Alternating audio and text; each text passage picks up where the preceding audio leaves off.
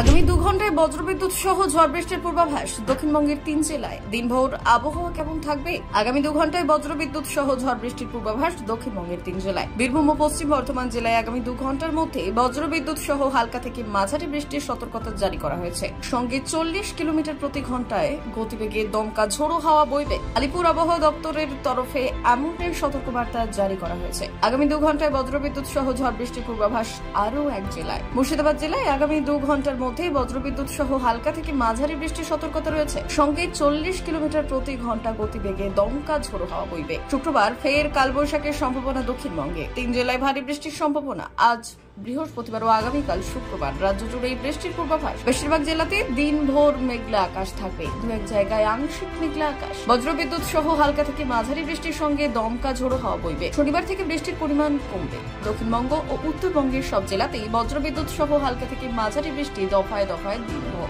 সঙ্গে হালকা ঝোড়ো বাতাস বইবে। 30 থেকে 50 কিলোমিটার প্রতি ঘন্টা গতিবেগে দমকা বাতাস বইতে পারে। বজ্রপাতের আশঙ্কা থাকবে। মূলত বিকেল বা সন্ধ্যের পর ঝড় বৃষ্টির সম্ভাবনা বেশি হবে। কলকাতায় ঝড় ও বৃষ্টির প্রভাবে দিন ও রাতের তাপমাত্রা স্বাভাবিকের থেকে বেশ কিছুটা নিচে নেমেছে। দিন ও রাতের তাপমাত্রা স্বাভাবিকের থেকে 3 ডিগ্রির বেশি নিচে নেমে গিয়েছে। সকালে আংশিক মেঘলা আকাশ, পরে মেঘলা আকাশ। সকালে মনোরম আবহাওয়া থাকলেও বেলা বাড়লে গরম অনুভূত হবে। বিকেল বা সন্ধ্যের পর ঝড় বৃষ্টির সম্ভাবনা, বজ্রবিদ্যুৎ সহ বৃষ্টির সম্ভাবনা প্রবল।